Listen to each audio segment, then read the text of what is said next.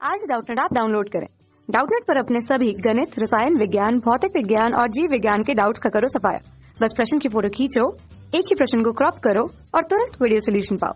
अभी डाउनलोड करें। प्रश्न हमें दिया हुआ है कि गैस के आयतन प्रसार गुणांक तथा दाब गुणांक में क्या संबंध होता है, ये हमें ज्ञात करना है। यदि बात हो रही है यहाँ पर गैस की, तो गैस के लिए हम क्या ले लेते हैं? आदर्श गैस ले लेते हैं। आदर्श गैस के लिए उसके आयतन प्रसार गुणांक को हम क्या कहते हैं? अब यदि बात की जाती है आयतन प्रसार गुणांक होता क्या है, उसे कि किसी पदार्थ के लिए उसके एकांक आयतन यहाँ पर यदि मौजूद है तो उसके ताप को इकाई 1 डिग्री सेल्सियस ताप को बढ़ाने के लिए, यहाँ पर ताप हमें बढ़ाना है, तब 1 डिग्री सेल्सियस ताप बढ़ाने पर उसके आयतन में जो वृद्धि होती है, आयतन में वृद्धि होती है, ये क्या बताता है? ये हमें बताता है उस पदार्थ के लिए उसके आयतन प्रसार गुणांक के मान को। इसे प्रस्तुत किया जाता है गामा वी से। ठीक है, इसे हम बोलते हैं आयतन प्रसार गुणांक। आयतन प्रसार गुणांक का सूत्र क्या होगा इस प्रकार से? अब यदि कोई पदार्थ है, पदार्थ के लिए उसका प्रारंभिक जो आयतन है, प्रारंभिक आयतन वी है और उसके ताप को डेल्टी बढ़ाना है। ठीक है, यहाँ पर प्रारंभिक आयतन को वी से प्रस्तुत किया हुआ है और तापमान को हमें बढ़ाना है डेल्टी, मतलब 1 डिग्री सेल्सियस। तो हम उसे बोलते हैं उस पदार्थ के लिए आयतन प्रसार गुणांक, जिसका मान होता है डेल वी अनुपात वी और यहाँ पर डेल टी। इसका मतलब है कि हमें तापमान में वृद्धि करने के लिए जो आयतन में परिवर्तन आएगा, आयतन में परिवर्तन तापमान में वृद्धि करने पर, ये होता है हमारे लिए आयतन प्रसार गुणांक। अब यदि आदर्श गैस की बात हो रही है तो आदर्श गैस के लिए हम उसे क्या लेंगे? यहाँ पर आदर्श गैस है तो आदर्श गैस का पहले हमें समीकरण लेना होगा। आदर्श गैस समीकरण ये क्या बताता है? देखिए, आदर्श गैस समीकरण के अनुसार उसका मान होता है पी वी बराबर एन आर टी। देखिए कौन कौन से पद क्या क्या होते हैं।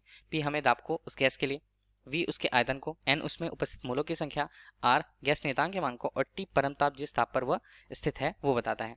अब हमने ये देखा कि एकांक आयतन वाली बात हो रही है आयतन प्रसार गुणांक पर, तो यहाँ पर हम क्या करते हैं? दाब को हमने नियत रखा।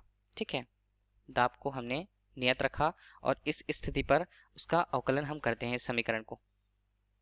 अवकलन करने से क्या प्राप्त होगा? देखिए, अवकलन करने पर ये बनता है P दाब जो नियत रहेगा इसे हमने लिख लिया, डेल V अनुपात यहाँ पर डेल T हमने करा है। ठीक है, तापमान के संगत यहाँ पर मान आता है तो N और R जो है नियतांक है और T का मान डेल T अनुपात डेल T के रूप में 1 हो जाएगा। ठीक है, इस प्रकार हमने डेल V अनुपात डेल T का मान, मतलब तापमान में परिवर्तन के साथ आयतन में जो परिवर्तन है नियत दाब पर, उसे एन आर अनुपात पी के रूप में प्रस्तुत कर रखा है हमने। ठीक है, अब ये जो प्राप्त समीकरण हमारे आधार पर प्राप्त हुआ, इसे हम समीकरण 1 नाम दे देते हैं। अब इस स्थिति पर हम करेंगे क्या? दोनों पक्षों में हम क्या कर रहे हैं? 1 अनुपात वी और 1 अनुपात वी का गुणा कर देते हैं दोनों पक्षों में। देखिएगा 1 अनुपात वी और यहाँ पर बनता है डेल वी अनुपात डेल टी और यहाँ पर भी बनेगा एन आर और नीचे पी, तो v को हमने लाया 1 अनुपात v के रूप में, तो ये बन गया हमारे पास। अब इसकी तुलना हम करने वाले हैं आदर्श गैस सामान्य समीकरण से। सामान्य समीकरण से इसकी तुलना करेंगे तो एन आर, यहाँ पर एन आर अनुपात पी वी कितना होगा? देखिए t को आप उस तरफ ले जाइए, t बनेगा 1 अनुपात t, इसका मान बनता है हमारे पास 1 अनुपात t के रूप में। देखिए तो इसे क्या लिखेंगे? 1 अनुपात v डेल v अनुपात डेल t और यहाँ पर मान क्या बनते हैं? 1 अनुपात t के रूप में। इस पदार्थ के लिए आदर्श गैस किसी पदार्थ के लिए हमने उसके आयतन प्रसार गुणांक को देखा था, जिसे गामा v से प्रस्तुत किया जाता है, जिसका मान होता है आयतन में होने वाले परिवर्तन का अनुपात या आयतन विकृति हम बोल सकते हैं, और तापमान में परिवर्तन नीचे। तो यहाँ पर उसके सूक्ष्म परिवर्तन को हम के लिए इसे क्या लिखा जा सकता है? dv अनुपात नीचे v डेल t के रूप में। ठीक है, ये हमारे पास मान मौजूद है, इसी को हम नीचे समीकरण है उस पर रखते हैं। तो ये हमारे क्या बताएगा? गामा v के मान को प्रस्तुत कर रहा है। इस प्रकार गामा v का मान हमारे लिए कितना हुआ? 1 अनुपात t के रूप में। तो ये जो समीकरण हमें प्राप्त हुआ है इसे हम ले लेते हैं, इसे नाम दे देते हैं समीकरण 2, हमने नाम दे दिया। अब बात आती है गैसों के लिए उनके दाब गुणांक की बात। तो दाब गुणांक हम किसे कहते हैं? दाब गुणांक। अब इसके लिए भी हमें पहले दाब गुणांक को समझना होगा कि दाब गुणांक, देखिए दाब गुणांक होता है, इसे गामा पी से हम प्रस्तुत करते हैं। इसका मतलब है कि नियत आयतन पर जिसे v हमने c या स्थिर रूप से लिया हुआ है, किसी नियत आयतन पर प्रति एकांक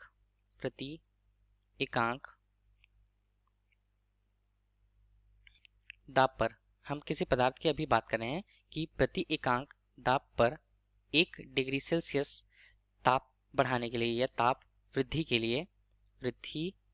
लिए प्रारंभिक दाब या दाब तथा 0 डिग्री सेल्सियस ताप पर, ये हम बोले तो वास्तविक दाब के अनुपात को क्या कहा जाता है? अनुपात को हम दाब गुणांक कहते हैं। अनुपात को दाब गुणांक कहते हैं। ठीक है, दाब गुणांक को गामा पी से हमने प्रस्तुत कर रखा है, तो इसे हम लिखेंगे क्या? दाब का अनुपात जो हमारे पास है वो होता है, देखिए जैसे गामा पी से हम प्रस्तुत करते हैं तो इसका मान क्या होगा? इसका मान होगा डेल पी अनुपात प्रारंभिक दाब पी और डेल टी। इस प्रकार नियत आयतन पर दाब में जो परिवर्तन होता है प्रारंभिक दाब से, उसकी तुलना हम करते हैं तापमान डेल टी परिवर्तन के आधार पर। ये हमें मिला है किसी पदार्थ के लिए। अब इसी तरह की स्थिति हमें किसके लिए निकालनी है? गैसों के लिए। तो गैसों के लिए यदि निकालनी है तो हमारे पास आदर्श गैस हम ले लेते हैं। आदर्श गैस हमें क्या बता रहा है? आदर्श गैस है PV बराबर nRT के रूप में। ठीक है, ये आदर्श गैस के समीकरण को बता रहा है। हमारे पास नियत आयतन की स्थिति है, तो हम इसे फिर से क्या करने वाले हैं? आयतन की स्थिति के लिए हम इसे क्या करेंगे? अवकलित करेंगे। तो नियत आयतन पर T के सापेक्ष इसका अवकलन करने पर, अवकलन हम करते हैं तो इसका मान क्या निकलेगा? यहाँ पर P बनता है। ठीक है, तो इसे हम डेल P अनुपात डेल T लिखते हैं, और V का मान जो नियत है इसलिए हमने V को यहाँ पर अलग से ले लिया, NR, और यहाँ पर डेल T अनुपात डेल T हमारे लिए कितना होगा? 1 होगा। इस प्रकार डेल P अनुपात डेल T का मान हमारे लिए कितना आता है?